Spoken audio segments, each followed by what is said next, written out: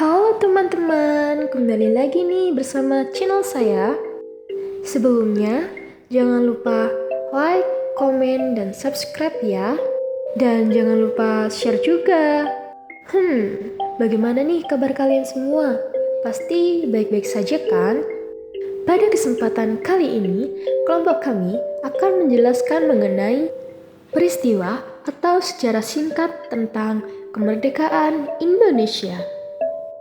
Tentunya sudah tidak asing lagi nih. Pasti teman-teman semua sudah kepo kan? Yuk simak video berikut ini. Selamat menonton. The signal. 2 minutes to go, and everyone in the fleet stands by to picture history in the making, a scene that excites even the most experienced newsmen.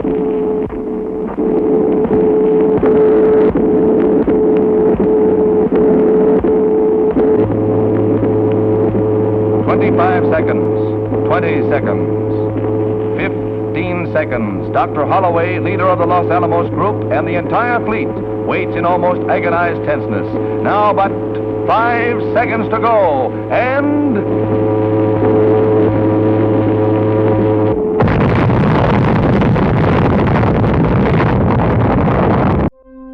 Kota Hiroshima dibom atom pada tanggal 6 Agustus 1945 oleh sekutu, dan bom ini berlanjut pada tanggal 9 Agustus 1945 dengan jatuhnya bom atom di Nagasaki yang menyebabkan menyerahnya Jepang.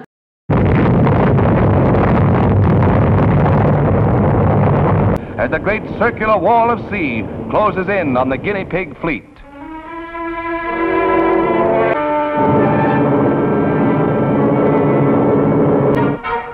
And now are shown the most dramatic pictures of the underwater blast, taken from a photographic plane. Here is the motion picture spectacle of all time. Soekarno, Hatta, dan Subarjo selanjutnya mendatangi kantor Bukanfu, kediaman Laksamana Muda Maeda di Medan Utara. Namun, tidak mendapatkan informasi terkait instruksi dari Jepang. Setelah pulang, Soekarno dan Hatta mulai mempersiapkan rapat PPKI pada tanggal 16 Agustus 1945. Pada pagi harinya, rapat PPKI tidak terlaksanakan lantaran terjadinya peristiwa Rengas Dengklok, yaitu penculikan Soekarno dan Hatta. Sejumlah tokoh pemuda menculik Soekarno dan Hatta ke Rengas Dengklok, Karawang, dan meminta agar proklamasi kemerdekaan dipercepat. Namun, golongan tua menolak dengan alasan menghindari terjadinya pertumpahan darah dalam peristiwa proklamasi. Insinyur Soekarno dan Dr. Andes Muhammad Hatta baru kembali ke tanah air memenuhi panggilan Panglima Jepang untuk Asia Tenggara, yaitu Marsekal Terauchi di Saigon, Vietnam. Dari sinilah terjadi pro dan kontra tentang proklamasi kemerdekaan Indonesia.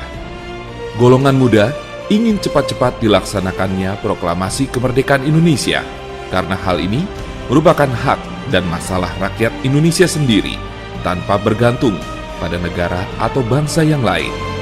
Sedangkan golongan tua menginginkan bahwa kemerdekaan Indonesia harus dilakukan secara terorganisir.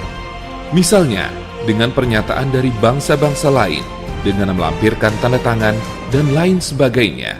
Perbedaan pendapat ini membuat para golongan muda melakukan penculikan yang dilakukan oleh sejumlah pemuda yang dikomandoi oleh Sukarni, Wikana, dan Hairul Saleh dari perkumpulan Menteng 31 untuk membawa Soekarno-Hatta yang termasuk golongan tua pada saat itu menuju ke Rengas Dengklok, tempat yang jauh dari jalan raya utama Jakarta Cirebon pada tanggal 16 Agustus 1945.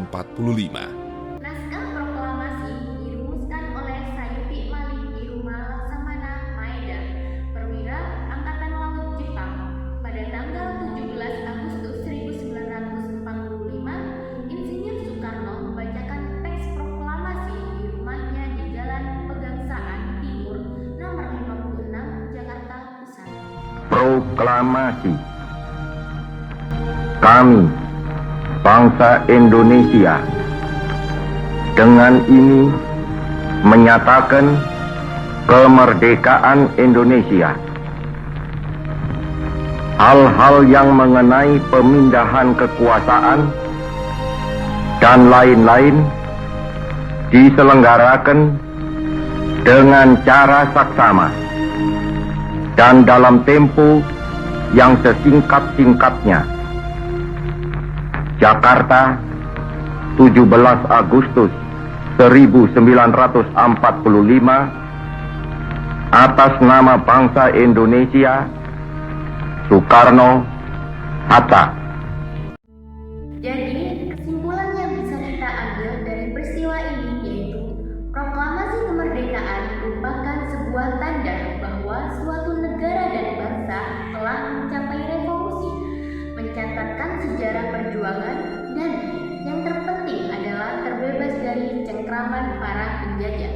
Kita rakyat Indonesia akhirnya berhasil merdeka dari penjajah pada tanggal 17 Agustus 1945.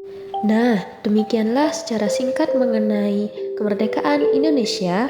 Zaman sekarang ini kita tidak perlu berperang menggunakan senjata, tetapi buktikanlah dengan prestasi-prestasi yang kalian punya demi memakmurkan kesejahteraan masyarakat Indonesia.